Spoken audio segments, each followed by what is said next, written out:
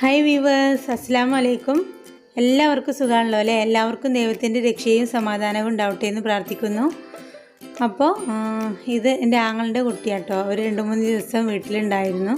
അപ്പോൾ എടുത്തൊരു കുഞ്ഞു വീഡിയോ ആണിത്.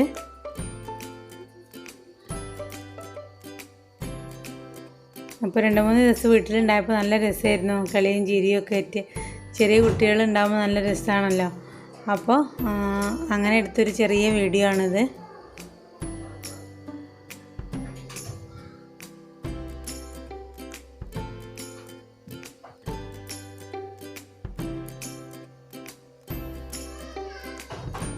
ഇത് ആങ്ങളുടെ വലിയ കുട്ടിയാട്ടോ.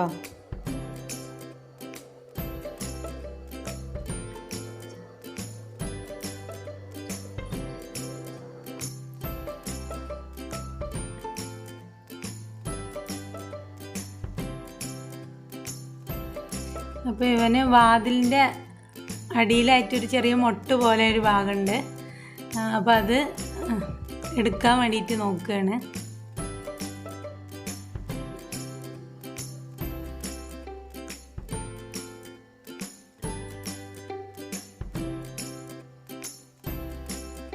അപ്പോൾ ഇത്രയേ ഉള്ളൂ ഒരു വീഡിയോ. പിന്നെ ഞാൻ ഇന്ന് ഉണ്ടാക്കാൻ പോകുന്നത് നമ്മൾ അമൃതം പൊടി വെച്ചിട്ട് തയ്യാറാക്കുന്ന ഒരു അടിപൊളി ലഡുവിൻ്റെ റെസിപ്പിയാണ്. നല്ല ടേസ്റ്റാണ് ഈ ഒരു ലഡു. എൻ്റെ വലിയ നാത്തൂനാണ് ഈ ഒരു റെസിപ്പി എനിക്ക് പറഞ്ഞു തന്നിട്ടുള്ളത്. അപ്പോൾ എൻ്റെ വീട്ടിൽ പോകുമ്പോൾ എപ്പോഴും ഉണ്ടാക്കാറുണ്ട്. നല്ല ടേസ്റ്റാണ്. അങ്ങനെ അവളിവിടെ വന്നപ്പോൾ ഞങ്ങൾ ഉണ്ടാക്കിയതാണ് ഈ ഒരു ലഡു. അപ്പോൾ എപ്പോഴും പറയുന്ന പോലെ ആദ്യമായിട്ടാണ് നിങ്ങൾ ഈ ചാനൽ കാണുന്നുണ്ടെങ്കിൽ സബ്സ്ക്രൈബ് ചെയ്യാൻ മറക്കരുത് കേട്ടോ.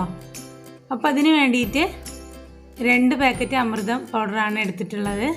ഇത് നമുക്ക് നന്നായിട്ടൊന്ന് വറുത്തെടുക്കണം.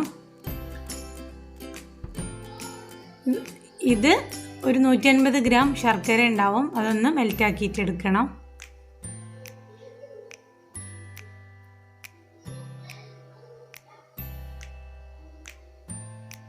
ഒരു 1.5 ഗ്ലാസ് വെള്ളം ഒഴിച്ചിട്ടാണ് ശർക്കര മെൽറ്റാക്കി എടുക്കുന്നത്.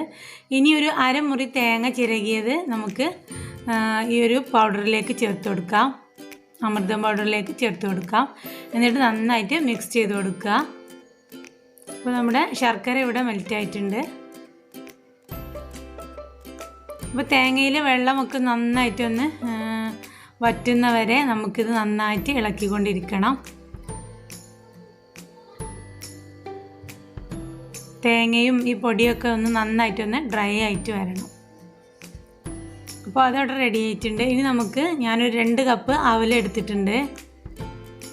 2 കപ്പ് നിറയെ അവലെടുത്തിട്ടുണ്ട്. ഇതിലേക്ക് 1 ടീസ്പൂൺ നെയ്യ് ഒഴിച്ചിട്ട് നന്നായിട്ടൊന്ന് വറുത്ത് കൊടുക്കുക.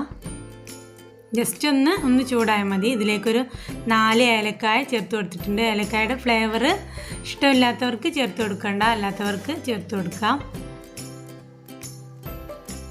അപ്പോൾ ഇനി നമുക്ക് ഈ അവലും ഏലക്കായും കൂടി ഒന്ന് പൊടിച്ചെടുക്കണം. അപ്പോൾ ഇത് ഈ അമൃതം പൗഡറിലേക്ക് തന്നെ നമ്മളിത് പൊടിച്ചിട്ട് ചേർത്ത് കൊടുക്കുകയാണ്. അപ്പോൾ ഇത് നന്നായിട്ട് ഇനി മിക്സ് ചെയ്ത് കൊടുക്കണം. പിന്നെ നമ്മൾ ഇതിലേക്ക് കുറച്ച് നട്ട്സ് ചേർത്ത് കൊടുക്കുന്നുണ്ട്. നമുക്ക് ഇഷ്ടമുള്ള നട്ട്സ് ചേർത്ത് കൊടുക്കാം. കടല, അണ്ടിപ്പരിപ്പ്, ബദാം ഏത് വേണമെങ്കിലും ചേർത്ത് കൊടുക്കാം. അതൊന്ന് ക്രഷ് ചെയ്തിട്ട് നമുക്കിതിലേക്ക് ചേർത്ത് കൊടുക്കാം. ഇനി നമുക്കിതൊരു വലിയ പാത്രത്തിലേക്ക് മാറ്റി കൊടുക്കാം. എന്നിട്ട് നന്നായിട്ടൊന്ന് മിക്സ് ചെയ്ത് കൊടുക്കാം.